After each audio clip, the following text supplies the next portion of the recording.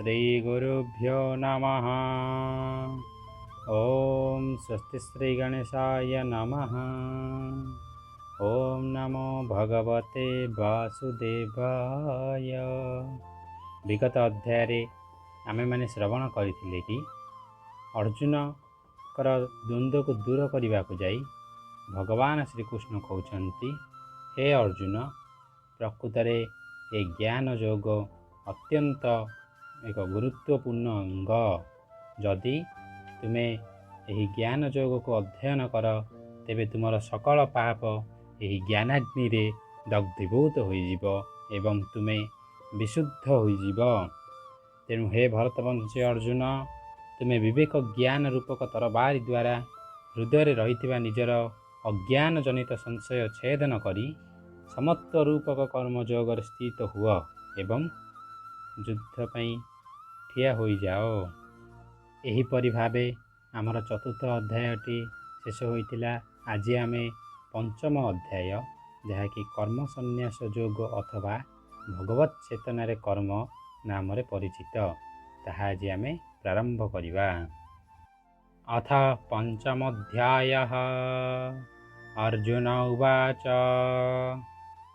संन्यासं कर्मणां कृष्ण पुनर्योगं च संससि यच्छ्रेय एतयोरेकं तन्मे ब्रूहि सुनिश्चितम्। अर्जुन कहिले, हे कृष्ण, आपण कर्म मानकर संन्यास को प्रशंसा करुछन्ति, पुनश्च कर्मयोगर मध्य प्रशंसा करुछन्ति। तेणु एही दुईटी मध्यरु जेउटी मो पई भल हेब, निश्चित कल्याणकर साधन हेब, ताहा मते कुहन्तु।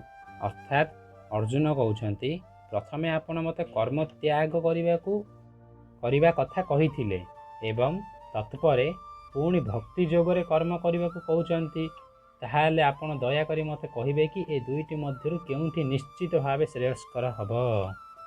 श्री भगवान उवाच संन्यासः कर्मयोगश्च निःश्रेयस्करावृभो तयोस्तु कर्म संन्यासात् कर्मयोगो विशिष्यते।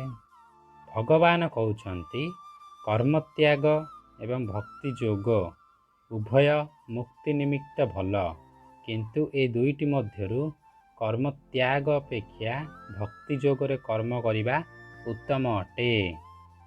अर्थात आमे कौनसी कर्म न करी रहिबा अपेक्षा जदि आमे किछि साधना करंती तेबे ताहा आम पई अत्यंत श्रेष्ठ अटे बोली भगवान एठारे कहउछन्ति।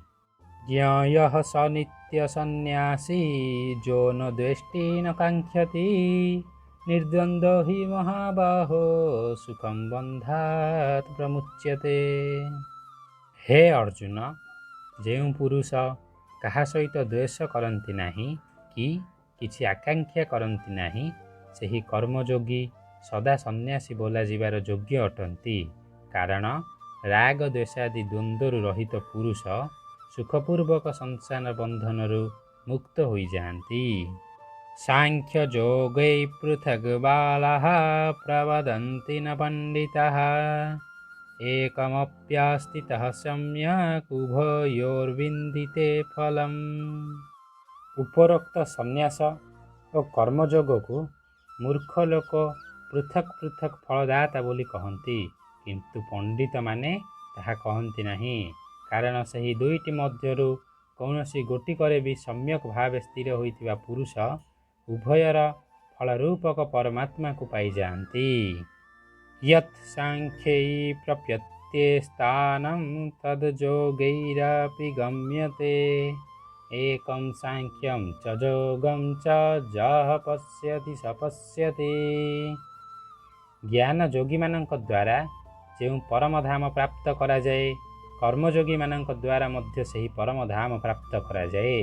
तेणु जो पुरुष ज्ञान योग और कर्मयोग को फल रूप एक बोली देखती से ही यथार्थ अटंती।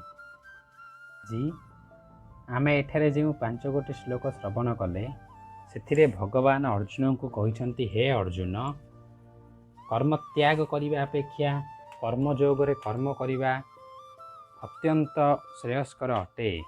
ज्ञानी माने यही कर्म त्याग ଅଥବା ଭକ୍ତି ଯୋଗରେ କର୍ମ କରିବାକୁ ଭିନ୍ନ ଭିନ୍ନ ମାନନ୍ତି ନାହିଁ। ସେମାନେ ଏହି ଦୁଇଟିକୁ ଗୋଟିଏ ସମାନ ଭାବନ୍ତି। ତେଣୁ ହେ ଅର୍ଜୁନ, ତୁମେ ସମ୍ପୂର୍ଣ୍ଣ ରୂପେ କର୍ମ ତ୍ୟାଗ ନ କରି ଭଗବାନଙ୍କ ଉଦ୍ଦେଶ୍ୟରେ କର୍ମ କରିବା ଉଚିତ। ଏହାପରେ ଭଗବାନ ଅର୍ଜୁନଙ୍କୁ ଆଉ କ'ଣ ସବୁ ଶିକ୍ଷା ଦେଉଛନ୍ତି ତାହା ଆମେ ଆମର ଆଗାମୀ ଅଧ୍ୟାୟରେ ଶ୍ରବଣ କରିବା। ସେ ପର୍ଯ୍ୟନ୍ତ ରହୁଛୁ। ନମସ୍କାର। ଜୟ ଜଗନ୍ନାଥ।